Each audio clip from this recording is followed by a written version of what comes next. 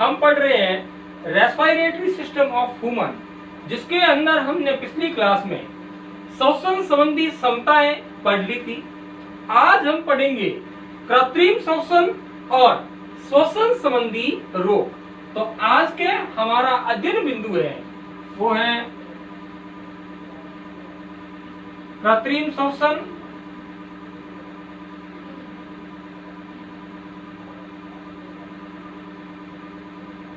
जिसे artificial respiration बोलते हैं।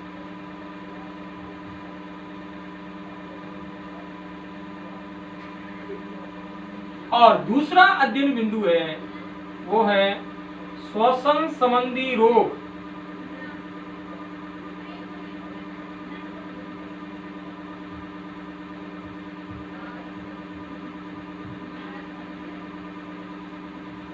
यानी कि रेस्पिरेशन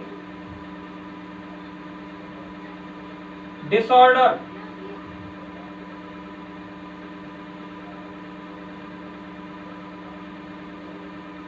तो पहला हमारा अध्ययन बिंदु है वो है कृत्रिम श्वसन। क्या होता है कृत्रिम श्वसन? देखिए, जब किसी व्यक्ति में दुर्घटनावश जैसे डूबने पर या विषाक्तता पर, जैसे कार्बन मोनोऑक्साइड या अन्य गैस विषाक्तता पर या विद्युत प्रघात पर या अन्य कारणों से श्वास रुक जाती है लेकिन हृदय स्पंदन जारी रहता है, ऐसी स्थिति के अंदर कृत्रिम श्वसन द्वारा रोगी के जीवन को बचाया जा सकता है। कृत्रिम श्वसन के अंदर श्वसन केंद्रकों को सक्रिय करके श्वसन की सामान्य स्थिति को प्राप्त किया जाता है। कृत्रिम श्वसन की अनेक विधियां होती हैं, लेकिन सबसे सर्वाधिक कारगर विधि जो होती है वो होती है मुख से मुख श्वसन विधि। यह विधि जो होती है कृत्रिम श्वसन की सबसे कारगर विधि है। मुख से मुख श्वसन विधि में सर्वप्रथम रोगी को सीधा लेटाया जाता है। उसके बाद में कृत्रिम श्वसन करने वाला व्यक्ति अपना एक हाथ रोगी के सिर पर रखता है और दूसरा हाथ गर्दन के नीचे रखकर गर्दन को ऊपर करता है। ऐसी स्थिति के अंदर गर्दन खिंच जाती है और जीभ जो होती है वो पिछले भाग से अलग हो जाती है, जिससे बंद श्वसन मार्ग खुल जाते हैं। अब कृत्रिम श्वसन करने वाला व्यक्ति सिर पर रखे हुए हाथ से रोगी के नाक को बंद करता है और अपना मुख रोगी के मुख पर इस प्रकार से रखता है कि वायु अवकाश नहीं रहे।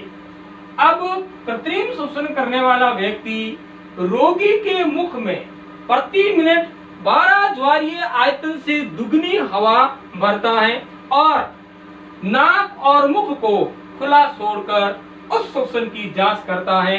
यह प्रक्रिया बार बार दोहराने पर बंद श्वसन मार्ग खुल जाते हैं, यानी कि श्वसन केंद्र सक्रिय हो जाते हैं, जिससे श्वसन की सामान्य स्थिति प्राप्त हो जाती है और रोगी के जीवन को बचाया जा सकता है।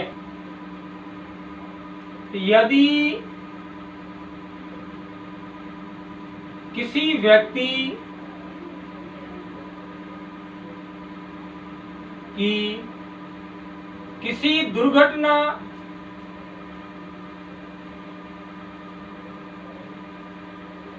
जैसे डूबना,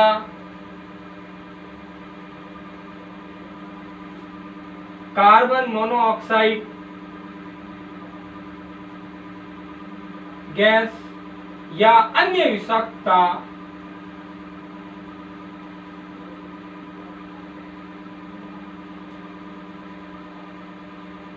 या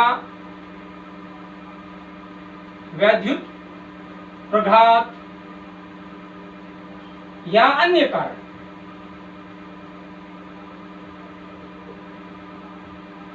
कारणों से श्वास रुक जाती है,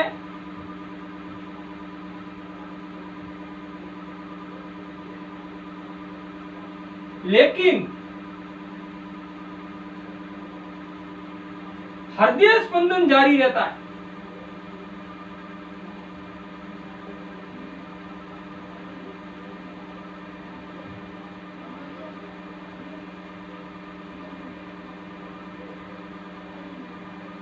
तो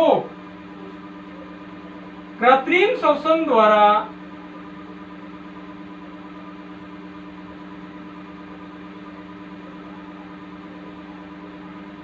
रोगी के जीवन को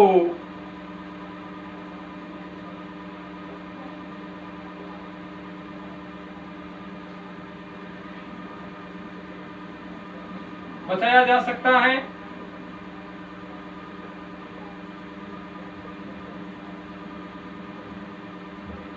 दूसरी बात इसमें यह है कि कृत्रिम श्वसन में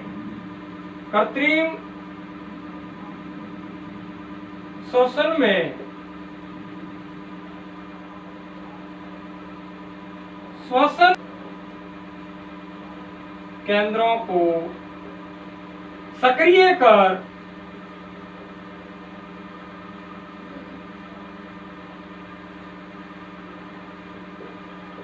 सामान्य श्वसन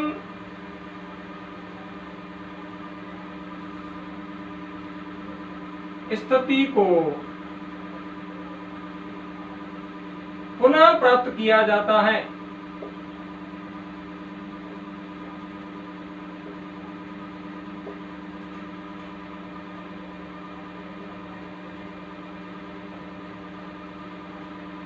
कृत्रिम श्वसन की अनेक विधियां हैं। कृत्रिम श्वसन की अनेक विधियां हैं।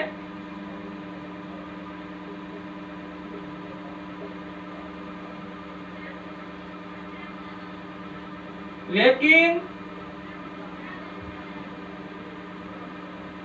सर्वाधिक कारगर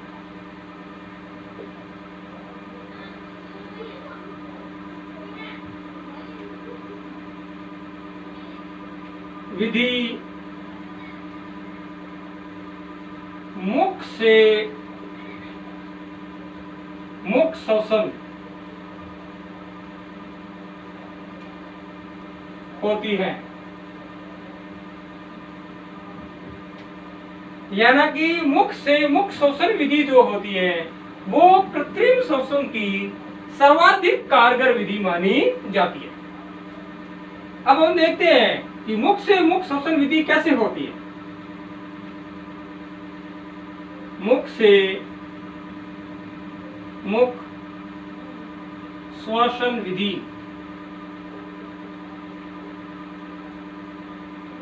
नंबर 1, पहली बात, सर्वप्रथम रोगी को सीधा लेटाया जाता है।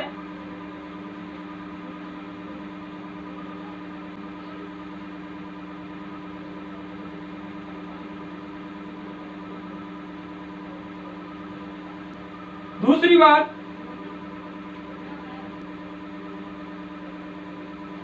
कृत्रिम श्वसन करने वाला व्यक्ति कृत्रिम श्वसन करने वाला व्यक्ति अपने एक हाथ को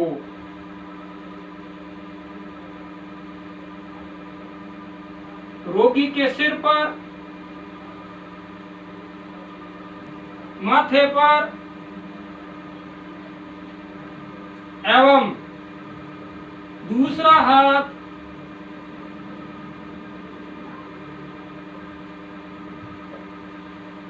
रोगी की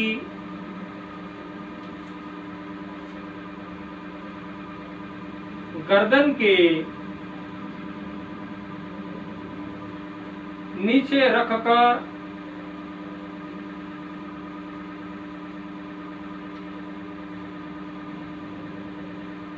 गर्दन को ऊपर किया जाता है या ऊपर खींचा जाता है,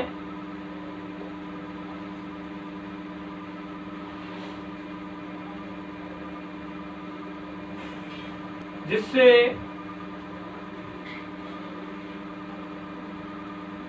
रोगी की जीभ पिछले भाग से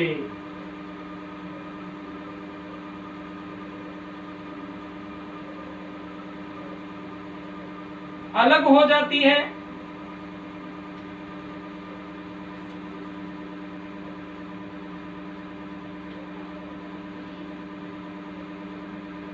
और बंद श्वसन मार्ग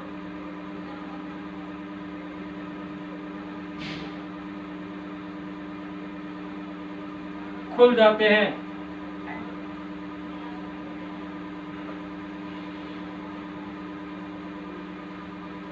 इसके बाद में कृत्रिम श्वसन करने वाला व्यक्ति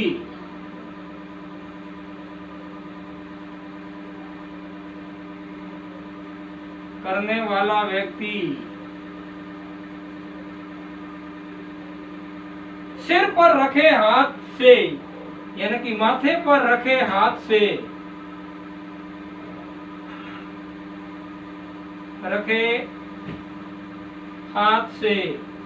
रोगी की नाक को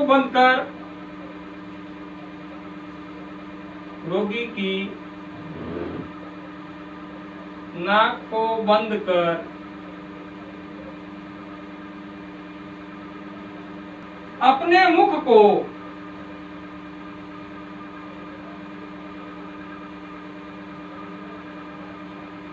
रोगी के मुख पर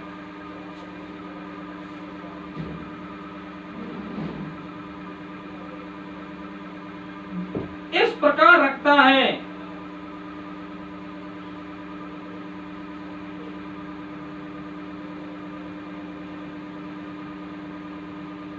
कि वायु अवकाश नहीं रहे।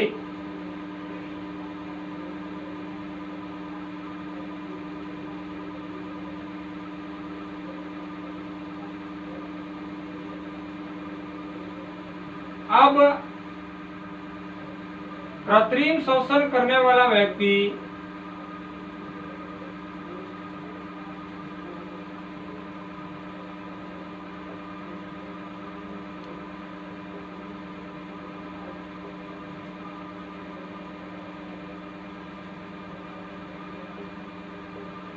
रोगी के मुख में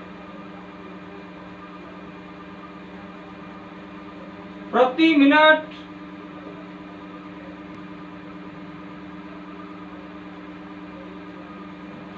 12 ज्वारीय आयतन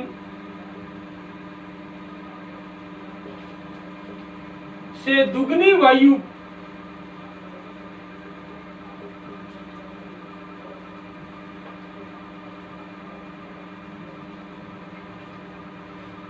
भरता है।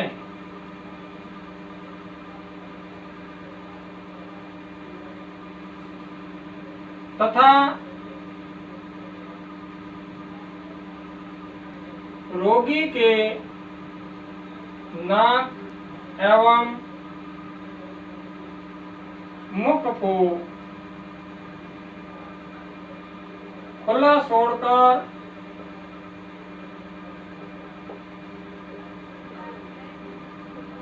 उस श्वसन की जांच करता है। यह क्रिया बार बार दोहराने पर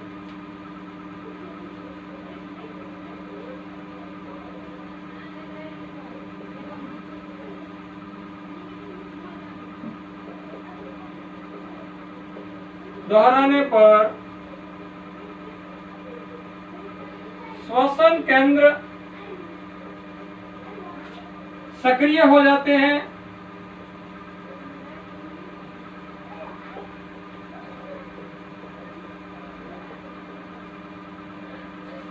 तथा श्वसन क्रिया पुनः सामान्य स्थिति को प्राप्त हो जाती है।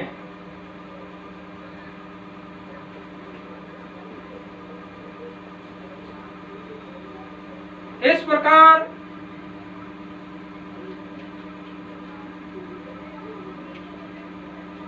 कृत्रिम श्वसन द्वारा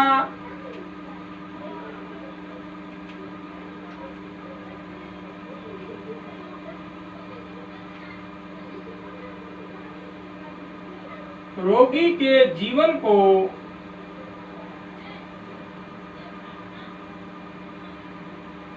बचाया जा सकता है।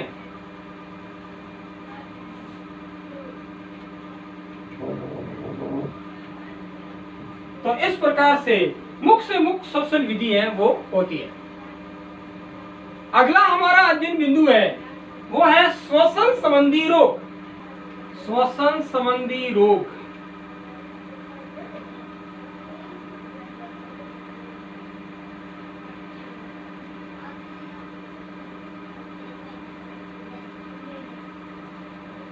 Respiration disorder.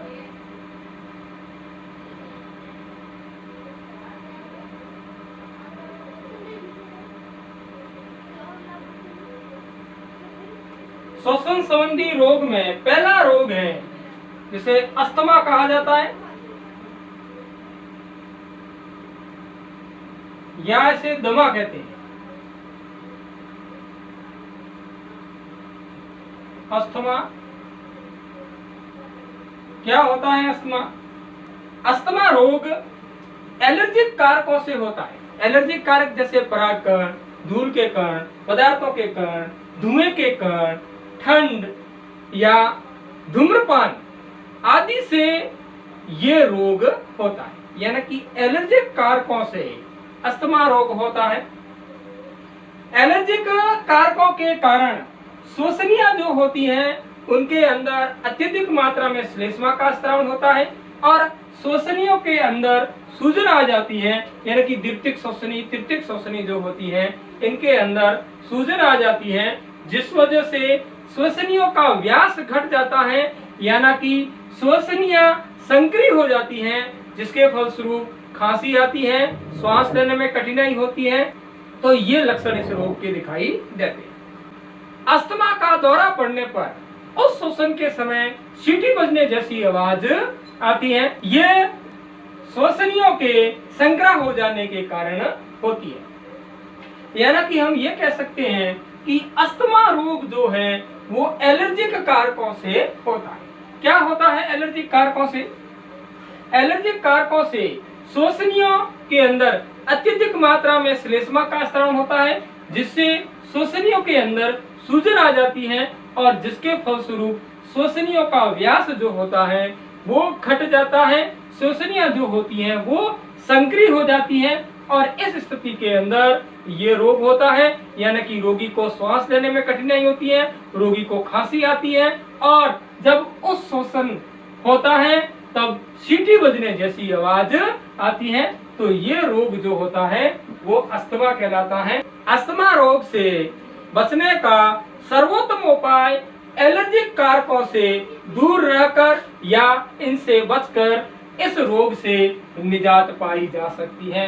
इस रोग के उपचार में ब्रोंकोडायलेटर, एंटीबायोटिक और एंटी एलर्जिक दवाइयों का उपयोग किया जाता है।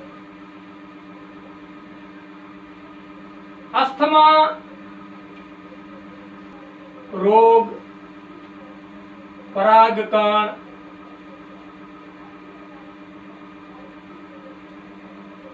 धूल के कण,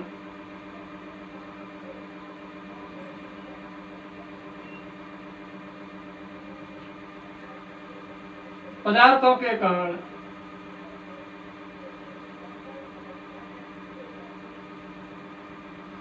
ठंड एवं धूम्रपान आदि एलर्जिक कारकों से होता है। एलर्जिक कारकों से होता है।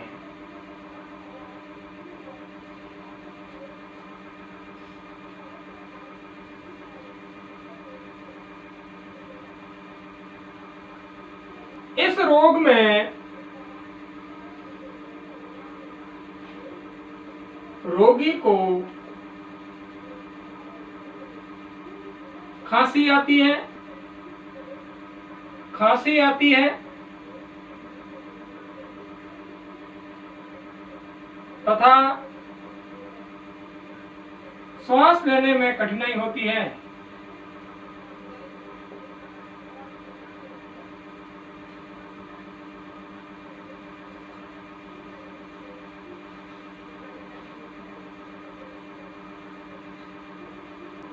अस्थमा का दौरा पड़ने पर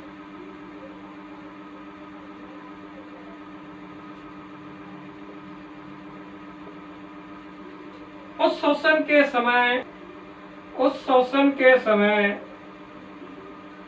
शोषण में सीटी बजने की आवाज आती है।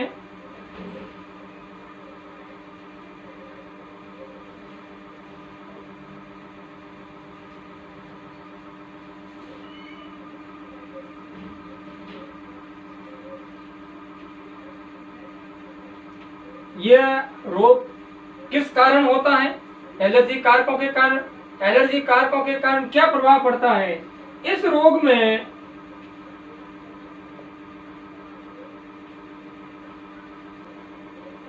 श्वसनियों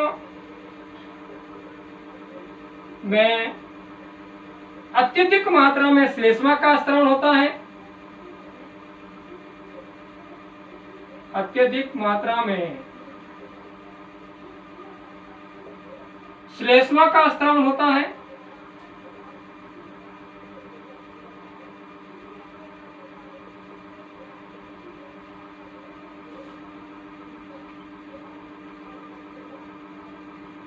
और श्वसनियों में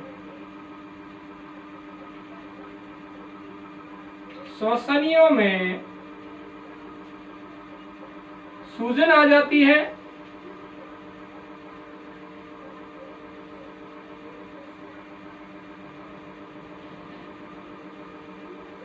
जिससे श्वसनियों का व्यास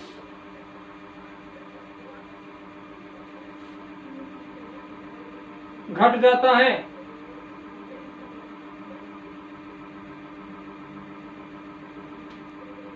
श्वसनियों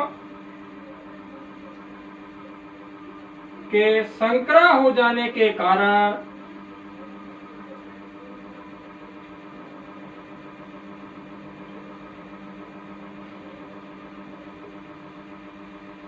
रोगी को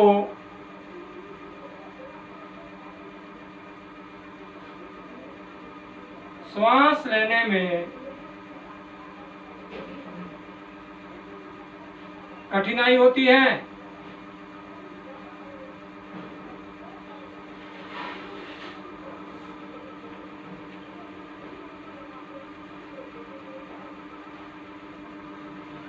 इस रोग के बचाव का सर्वोत्तम उपाय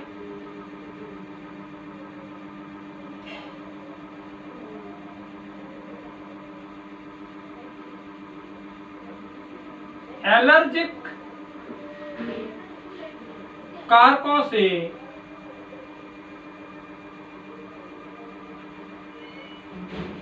दूर रहना एवं उनसे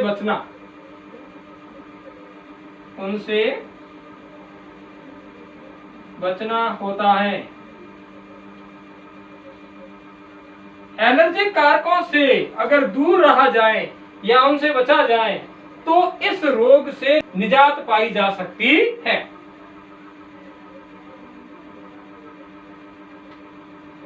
इस रोग के उपचार के लिए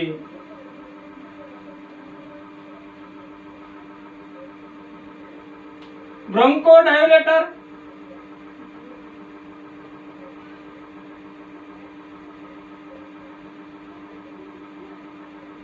ब्रोंकोडायलेटर यानी कि श्वसनियों के व्यास को बढ़ाने वाली दवाइयां। एंटीबायोटिक,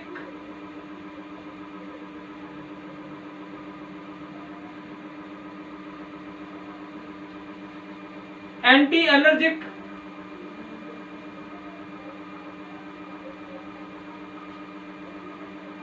दवाइयों का